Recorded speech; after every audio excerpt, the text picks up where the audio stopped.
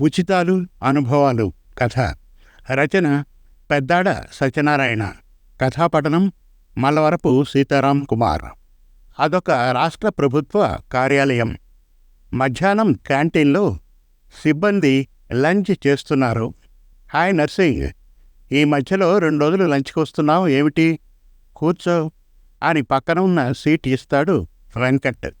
ఏం చెప్పాలరా, ఉచిత బస్సు సౌకర్యం వచ్చినప్పటి నుంచి దోస్తుల ఇంటికి, తల్లిగారింటికి చూడాలనుకున్నప్పుడల్లా వెళ్ళిపోతోంది అని జవాబు ఇస్తాడు నర్సింగ్. చాలామంది ఇళ్లలో ఇదే లెక్కరా. నా భార్య నిన్న సిద్దిపేట పోయింది, ఎప్పుడు వస్తుందో తెలవదు అన్నాడు వెంకట్. లంచ్ అయిన తర్వాత అందరూ తమ తమ సెక్షన్స్లోకి వెళ్ళిపోతారు. నర్సింగ్ భార్య శాంతి తల్లిగారింటికి వెళ్తుంది. ఇంట్లో తండ్రి తప్ప తల్లి కనిపించలేదు శాంతికి. నాయనా, అమ్మ ఏడికి వెళ్ళింది?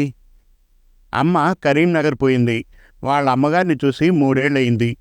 ఉచిత బస్సు సౌకర్యం ఉందని వారం దినాలు ఉండి వస్తానని చెప్పింది అన్నాడు తండ్రి.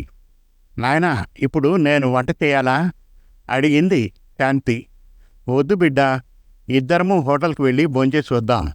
సరే నాయనా అంది శాంతి. ఇద్దరూ హోటల్కి వెళ్ళారు. హోటల్ బిల్లు 300 అవుతుంది. నాకు బస్ ఛార్జీ 200 మిగిలిందనుకుంటే నాయనకి 300 ఖర్చు అయింది అనుకుని, నాయనా నువ్వు కూడా నాతో హైదరాబాద్ వచ్చేయి అంటుంది. మీ అమ్మ ఎప్పుడు వస్తుందో తెలవదు, వారమని చెప్పినా 2 దినాల్లోనే రావచ్చు అన్నాడు ఆమె తండ్రి.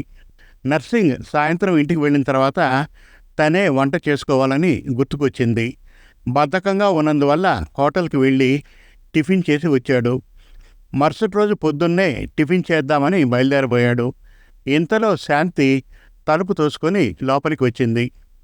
నేను టిఫిన్ చేయలేదు, హోటల్కి వెళ్ళి టిఫిన్ చేద్దామా అంటాడు నర్సింగ్. వద్దు, నేను 10 నిమిషాల్లో రెడీ చేస్తా అని చెప్తుంది శాంతి. ఏమైంది శాంతి, జల్దీ వచ్చేసినావు అడిగాడు నర్సింగ్. అదే, మా అమ్మ వాళ్ళ అన్నయ్య ఇంటికి వెళ్ళింది అని చెప్తుంది. మరుసటి రోజు ఆఫీసులో లంచ్ టైంలో సుశీల రాగిణితో, నీవు డైటింగ్ చేస్తున్నావా, చిక్కిపోయావు అంటుంది. డైటింగా పాడా? ఉచిత బస్సు ప్రయాణం వచ్చిన తర్వాత నా పెనిమిటి పెట్రోల్ సేవింగ్ అని అన్ని పనులకు నన్నే పంపిస్తున్నాడు అని తన భాష చెప్తుంది రాగిణి. రాగిణి సాయంత్రం ఇంటికి వెళ్ళిన తర్వాత భర్తతో, నా వల్ల మీకు 1300 రూపాయల బస్సు పాస్ మిగిలింది.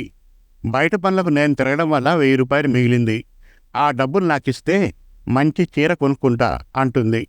రాగిణి, నువ్వు కష్టపడ్డా నాకు ఇష్టం లేదు, ఇక మీదట నేనే వెళ్ళి సరుకులు తెస్తా అంటాడు ఆమె భర్త. మరుసటి రోజు రాగిణి సుశీలకు థ్యాంక్స్ చెబుతుంది. అక్కడ వెంకట్రావు భార్య ఉచిత బస్సు అని హోటల్కి వెళ్ళి టిఫిన్ తిని భర్తకు కూడా తెచ్చేది. బస్సు టికెట్ కంటే టిఫిన్ ధరే ఎక్కువయ్యేది. ఈ నిజం తెలుసుకొని ఉచిత ప్రయాణాలు మానుకొని ఇంట్లోనే టిఫిన్ చేయడం మొదలుపెట్టింది. సమాప్తం. మరిన్ని చక్కటి కథల కోసం, కవితల కోసం, వెబ్ సిరీస్ కోసం మనతెలుగుకథలు.com విజిట్ చేయండి. Thank you.